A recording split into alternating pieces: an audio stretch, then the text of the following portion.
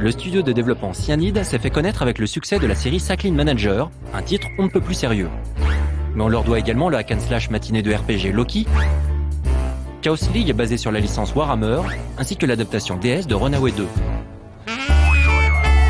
Le studio, qui termine en ce moment Blood Bowl, travaille depuis maintenant quelques temps sur un projet plus personnel, Dungeon Party, né de l'envie de plusieurs employés. Ce titre full 3D, téléchargeable gratuitement sur PC et orienté multijoueur, voit deux équipes composées de 2 à 5 joueurs s'affronter dans des donjons. Leur objectif, s'emparer du trésor et être la première équipe à le sortir du donjon.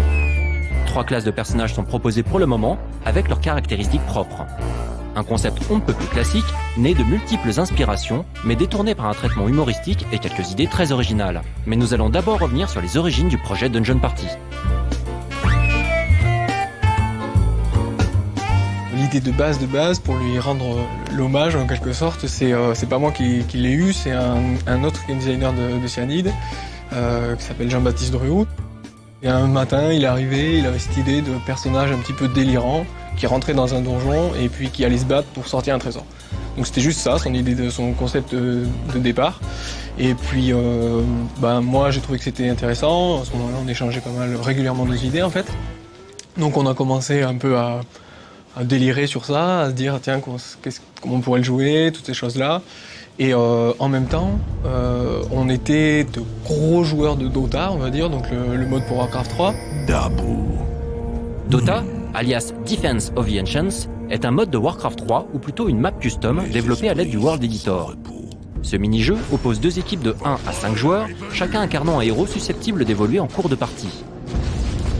Le but du jeu consiste à détruire le bâtiment principal de l'équipe adverse, tout en protégeant le sien. De nombreuses variations de ce mode existent, la plus populaire étant actuellement Dota All Stars. Son succès fut tel qu'il a été inclus au programme de divers tournois officiels Blizzard, dont la BlitzCon. On avait envie de faire un jeu finalement qui se joue comme on joue à Dota, c'est-à-dire j'ai un seul personnage et je fais que lui donner des ordres, je le déplace pas directement. On trouvait que c'était quelque chose qui n'était pas encore si exploité que ça et que justement Dota avait montré qu'il y avait un gameplay intéressant derrière.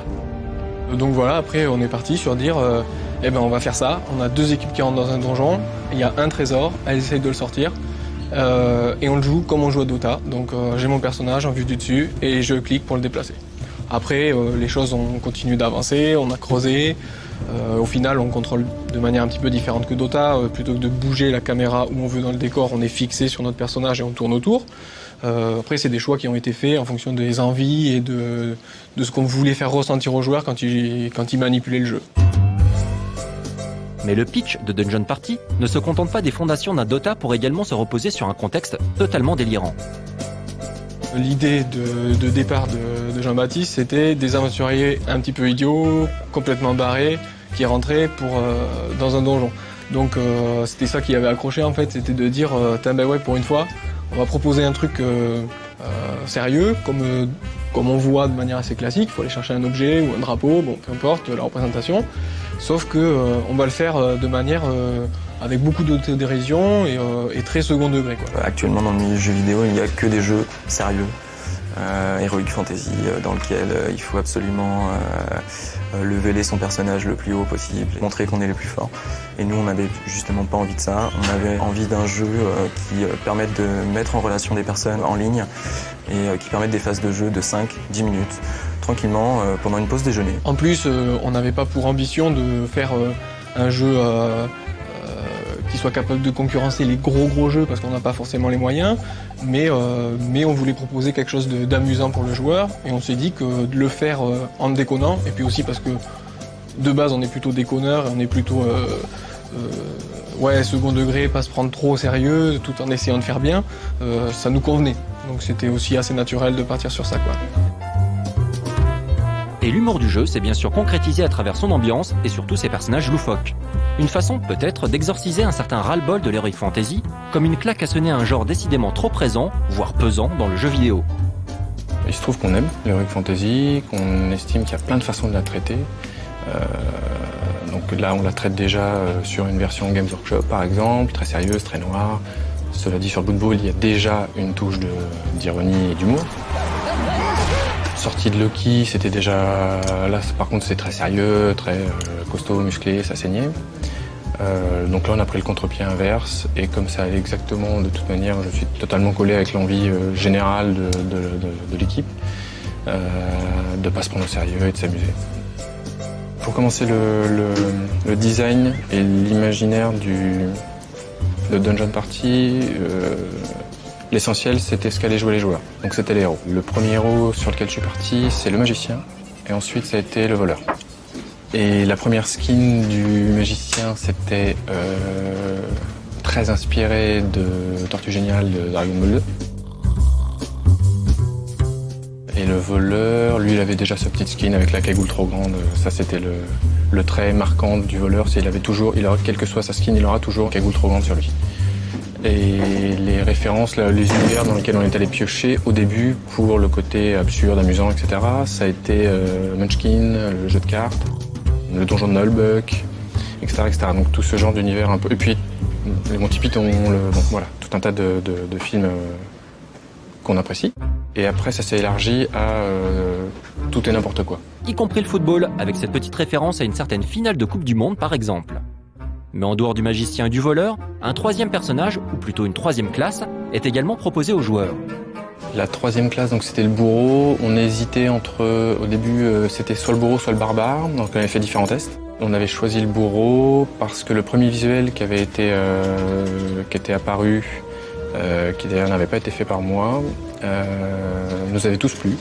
Et à partir de ce visuel-là, on a commencé à construire tous les autres. Et il fonctionnait bien. Et c'est le héros, l'anti-tank, l'anti-héros sérieux, con. Et ce qui était hyper intéressant dans cet univers-là, c'est qu'en fait, on n'avait pas de limite. C'est-à-dire qu'au début, on avait voulu rester un minimum heroic fantasy médiéval. Et bon, sans caricaturer, je pense qu'au bout de 15 jours, le médiéval, on s'est mis à faire des skins et notamment dans des décors. Pour les prochains décors, vous verrez. Absolument pas médiéval, avec aucune référence d'Heroic Fantasy. Mais c'est pas grave en fait. En fait, nous on a estimé que ça fonctionnait quand même. Donc c'est un univers où tout est possible.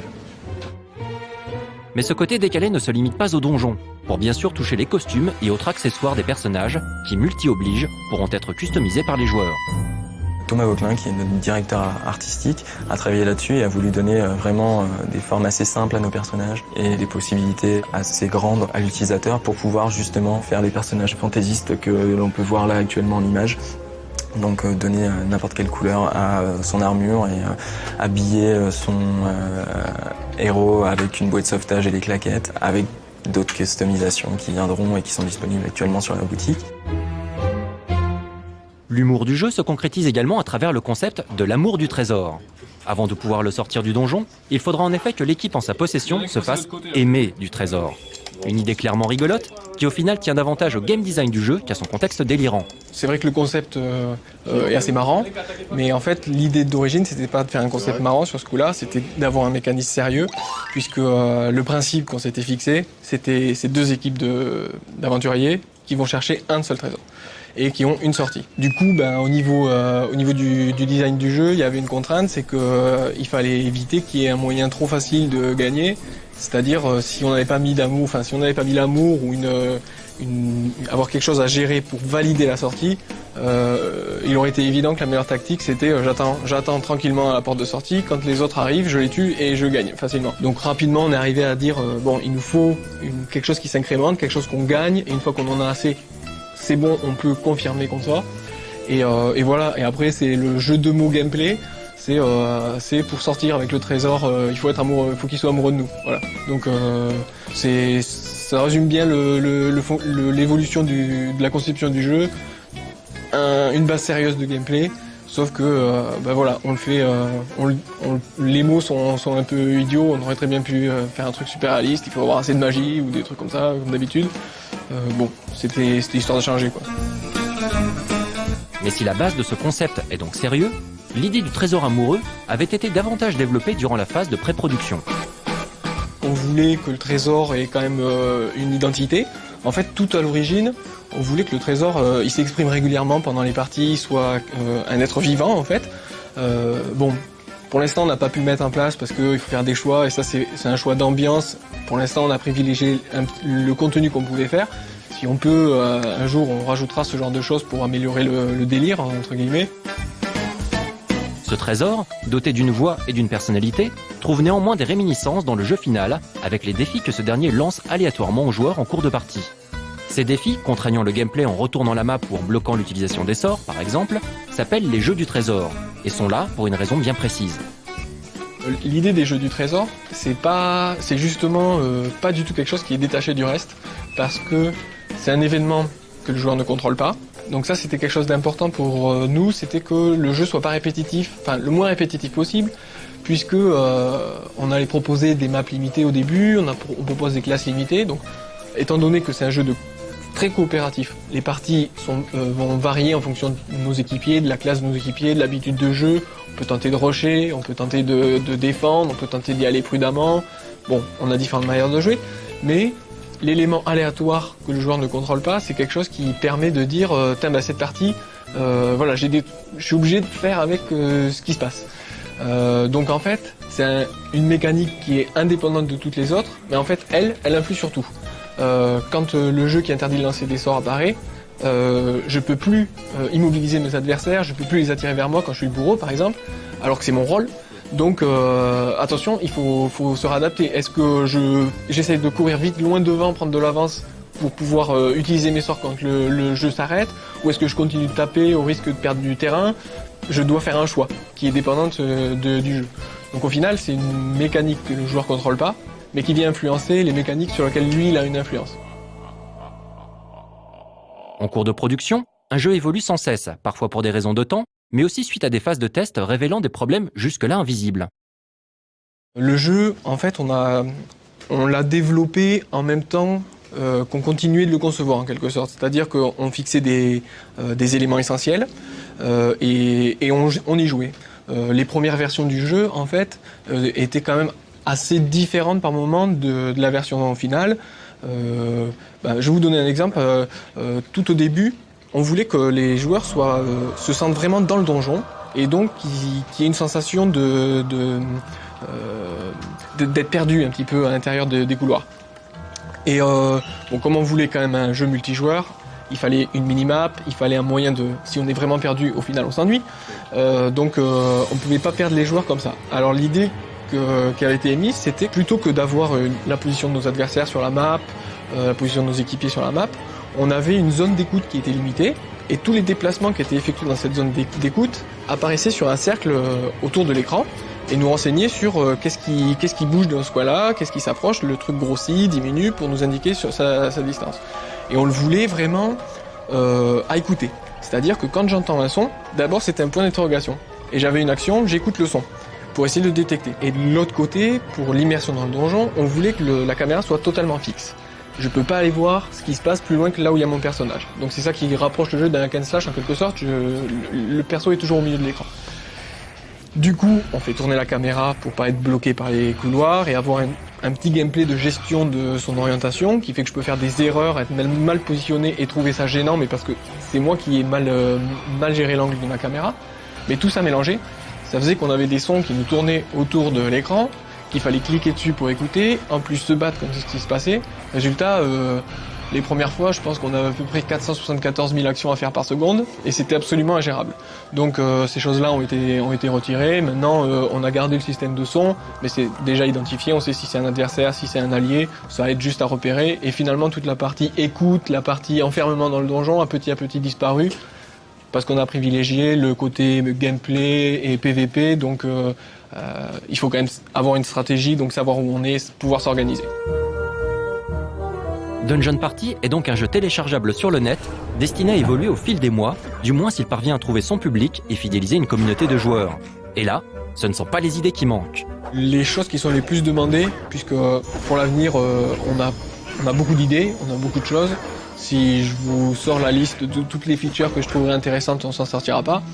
Maintenant, il faut faire le tri là-dedans, il faut faire ce qu'on peut faire par rapport à nos moyens et le temps qu'on a. Donc c'est à la fois notre liste de on aimerait bien et la liste de les joueurs aimeraient bien. Donc on passe tous les jours sur le forum, on essaye de voir avec eux, on essaye de communiquer avec eux, de leur expliquer quand il y a des choses qu'ils comprennent pas et aussi quand certaines propositions vont à contresens de certaines mécaniques qui vont finalement gêner plus qu'autre chose. On essaye de voir avec eux. C'est assez intéressant parce que des fois du coup ils pensent à des choses qu'ils n'avaient pas pensé, ça leur donne des nouvelles idées et une fois qu'ils ont compris l'idée du jeu et l'interaction des mécanismes, ils commencent à proposer des choses qui sont souvent très intéressantes. Donc c'est un ensemble des deux, choisir qu'est-ce qu'on peut faire, qu'est-ce qu'on va faire. Donc dans les trucs qu'on estime nous vraiment importants, on a des nouveaux modes de jeu principalement, histoire de proposer des parties qui jouent d'une manière différente. On a les nouvelles classes de personnages qui vont apporter des sorts qui sont pas encore utilisés et donc certains contres de tactiques nouveaux, certaines tactiques nouvelles aussi, certaines nécessités d'adaptation. Et l'ajout majeur que je voudrais pas oublier, j'en parle de suite, c'est les guildes et un système de classement. Et voilà, Dungeon Party est l'exemple parfait du jeu créé par des joueurs, des vrais, adeptes de tactique et de compétition en ligne. Un titre qui, on l'espère, rencontrera le succès qui lui permettra de se développer pour prendre une nouvelle ampleur dans les mois qui viennent.